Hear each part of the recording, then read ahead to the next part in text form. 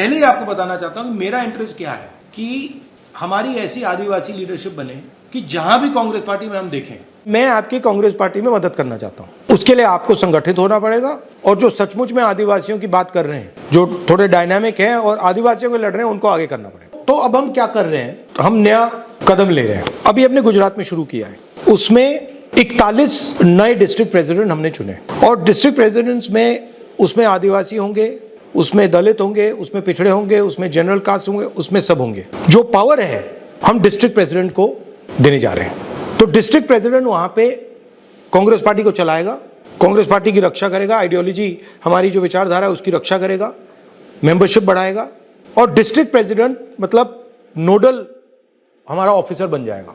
और हम ये 700 हर हिंदुस्तान के हर डिस्ट्रिक्ट में कर रहे हैं। क्योंकि एक प्रॉब्लम आती है, जब अहमदाबाद से डिसीजन लिया जाता है या दिल्ली से लिया जाता है तो बनासकांठा का मतलब उसमें कुछ होता ही नहीं है। तो हम चाह रहे हैं कि बनासकांठा से डिसीजन लिया जाए, भरूच से डिसीजन लिया जाए, अहमदाबाद से डिसीजन लिया जाए और वहां पे हम एक डिस्ट्रिक्ट प्रेसिडेंट और उसकी कमेटी को मजबूत करेंगे, उसको फाइनेंशियल सपोर्ट देंगे, उसकी प्रोटेक्शन करेंगे, उसके माध्यम से पार्टी को खड़ा करेंगे। तो ये हमारा एक लेवल का वो प्लान है। दूसरी बात हमने की है कि हमने इनको आदिवासी यूनिट का चेयरमैन बनाया है।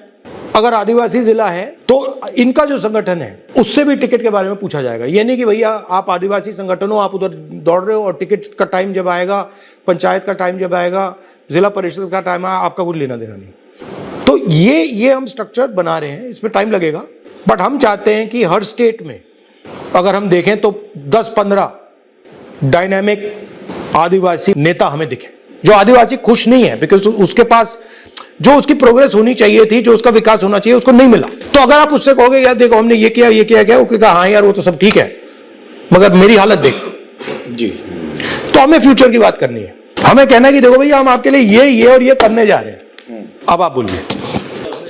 सर आपने सब कुछ ही बोल दिया, जो बोलना जो हम बताना चाहते थे सब कुछ बोल दिया। जब से डिजिटलाइजेशन हुआ है लैंड का, सबसे ज़्यादा मार अगर किसी ने खाया तो वो ट्राइबल्स ने खाया।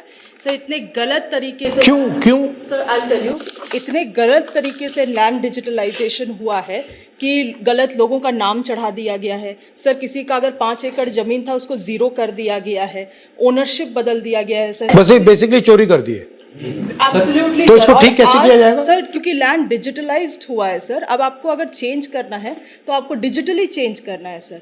लोग अपना ओरिजिनल हार्ड कॉपी डॉक्यूमेंट्स लेके घूम रहे हैं, उसका कोई मान्यता नहीं है। डिजिटल डॉक्यूमेंट्स को ही मान्यता है। तो मतलब जो इनकरेक्ट डॉक्यूमेंट है उसको मान्यता मिल गई। जी सर। लीगली अगर कोर्ट भी जा रहे हैं आदिवासी तो सर उनको कितना अंडरस्टैंडिंग है लीगल चीज़ों का। केस को जानबूझ के पेंडिंग रखा जाता है, आदिवासी फॉलो अप नहीं कर पाता है। सर उसके पास मोबाइल है, स्मार्टफोन तो है नहीं, छोटा फ़ोन किसी के पास वो भी नहीं, वो डेट तक नहीं फॉलो अप कर पाता है। अचानक से कोई नया ओनर इरप्ट हो जाता है लैंड का और कोर्ट का जजमेंट दे दिया जाता है, ओनरशिप को कंटेस्ट भी नहीं किया जा रहा है। सर ट्राइबल्स के लिए अलग से एक लीगल काउंसिल बनाया जाए जो कि ट्राइबल के लैंड इश्यूज को कंटेस्ट करे, आर्ग्यू करे। सर आज आप भी जानते हैं कि कोर्ट में कौन बैठे हुए हैं सर और कौन हमारा भला चाहता है। So that is a major issue sir वहाँ पे, क्योंकि लैंड है। ये क्या किए हैं कि इसमें मेजर जो फॉरेस्ट राइट्स एक्ट का जो अधिनियम है, जिसमें वन अधिकार का जो कमेटी बनना है, जिसमें 101% ट्राइबल्स रहेंगे सर, एक भी जगह नहीं बनाए हैं सर। ना उसको पावर है सर कि वो डिसीजन करेगा, और अगर वो डिसीजन कर गया तो कलेक्टर को भी पावर नहीं है कि वो उसको इग्नोर करे, पर उसको डीपली किसी कहीं नहीं बताए। और ये पूरा प्रदेश में, चाहे झारखंड हो, चाहे उड़ीसा हो, चाहे महाराष्ट्र हो सर, ट्राइबल्स की जो लैंड्स है आपने अभी रोका सर, नहीं तो ये तो वनों को प्राइवेट लोगों को दे रहे थे। आपने एक पूरे देश में जो आदिवासी के अर्थ वाली बात की कि आदिवासी का मेन मीनिंग क्या है।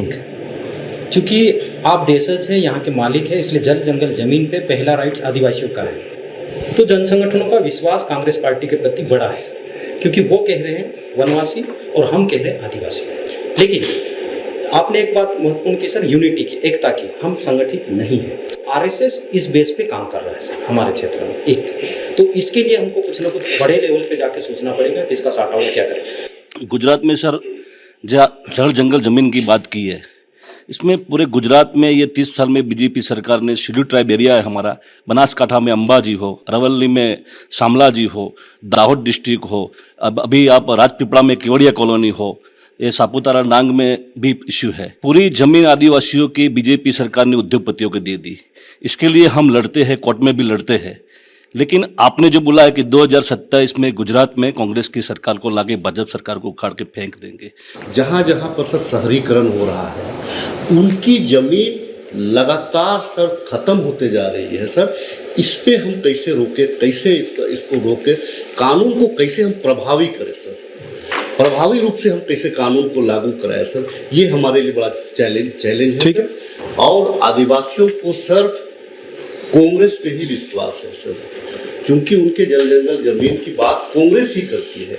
आरएसएस तो उसको वनांचल कह रही है सर, आरएसएस तो उसको वनवासी कह रही है, आरएसएस उसको हिंदुत्व की ओर सीधे ले जाना चाह रही है, उसका वजूद को ही समाप्त करना चाह रही है।